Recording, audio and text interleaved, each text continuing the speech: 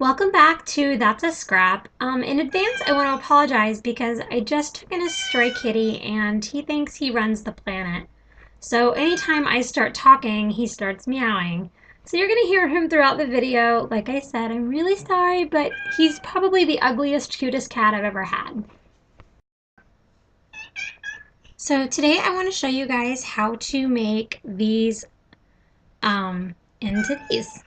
All you need are your basic clear acrylic gems and then some alcohol markers like these or like Copics, or you can use Sharpies. All you do is put it down, hold the top, color the sides, and then color the top part. Let them sit for just a second before you pick them up so that you don't get any on your fingers or smudge it off the top. For a whole bunch of these, it's $17 at Michael's, but with a 50% off coupon, it's like $8 with tax. Totally worth it. You can just buy the multicolor pack for the same price, but then you don't get the clear gems. And since I use a lot of the clear gems more than I use any specific color, I find it easier just to color my own in whatever color matches my layout at the time. And that way I never have to worry about having too many or too few of one color. The next thing I wanted to show you guys are these wall stickers I picked up at my local Walmart. These are over by where they keep the paint, and they have a whole bunch of them. I chose, of course, the girl ones, but they have them in boy colors, and they also have different pictures and stuff like that. So depending on your style, I'm sure that there's something there for you. But like I said, these are only $1 and I've used them. I bought like 5 sets of them. I've used them for titles and borders, and I love the punctuation. They're just really cute. They add a lot of spice to a page. The next set I wanted to show you are also wall stickers, and I picked these up at my local Dollar Tree. I plan to use these for mini books and for gifts because you get 4 of all of the smaller stickers and 2 of all the bigger stickers. And they're just really cute. They're really durable. They're really sticky. So don't try to take them off the page because you will rip whatever is underneath them. I made that mistake a few days ago. So if I can save you a little bit of time there. But anyways, they're just really cute, and they had like a ton of them. But I've been trying not to buy a lot for my scrapping stuff because I have very little space and so much stuff and not very much in my budget right now. So this is the little guy that you guys have been hearing meow the entire time. I figured maybe if he said hi, he would stop. So his name is Yugi, and he's got a really bad case of ear mites at the moment that me and the vet are treating him for. So that's why his ear is lopsided. But he's the sweetest kitty, and he's really... Yeah, now that I give you attention, you don't want it. Okay. Anyways, he's the sweetest cat. He's just really loud, and like any cat, he thinks that he runs the world. So I do love him, but I think I'm going to put him in the bathroom for the remainder of the video. So whenever it comes to pictures, I have absolutely no control. Every picture I take that turns out good has to go into a scrapbook. So I invested in just a plain, this is actually a sketchbook. It's from Artist Loft, and it's hardbound. If you use dimensional items like the little gems that I mentioned earlier in the video, you're going to want a spiral bound one, which unfortunately I can't show you the pages to because I don't have permission from the people that are in my scrapbook with me.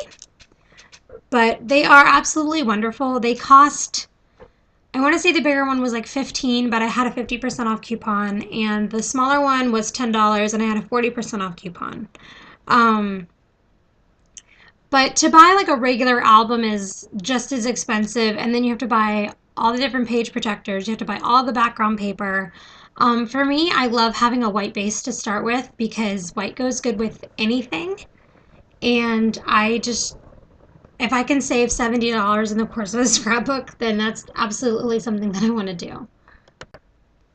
If you're like me and you don't like your handwriting, instead of buying like ink cartridges, I went to Big Lots and I found these calligraphy pens for, I think it was $5 for a set of 4, and it comes with black, blue, red, and green.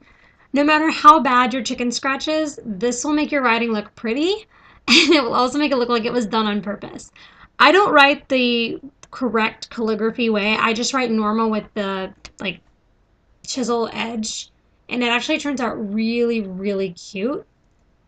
So that might be something that you guys can do instead of printing, because I can't seem to work my computer and make it look good on a scrapbook page at all. If you watched any of my videos, you know that I'm an absolute sucker for embellishments of any kind, especially whenever they're pretty. I don't like the price tag that comes with them, so I'm constantly on the lookout for something I can make myself, like the brads and the gems that I've shown you, and also for memorabilia. These were handed out at our Christmas parade last week, and Santa kind of looks angry in this picture, but they're actually really cute, and then they have like all this stuff on the back. So I plan on using this on my Christmas parade pages. And I'm not doing a December daily, but I'll talk more about that in just a second. One of the other things that I kept in mind was this.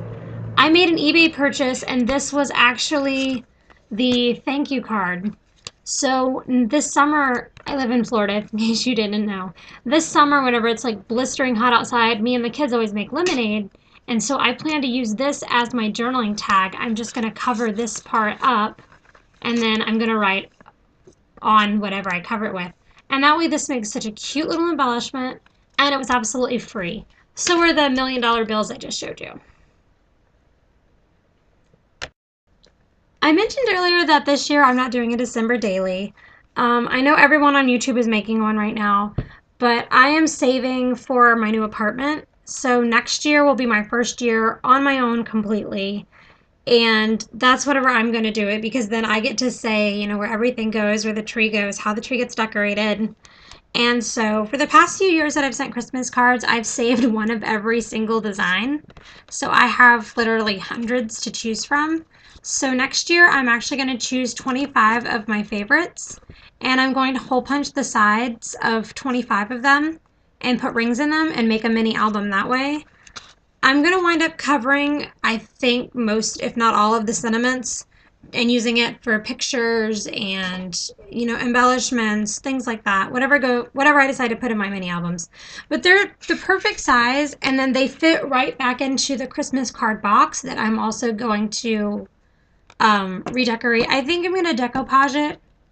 I just haven't decided yet. I have a whole year to plan it.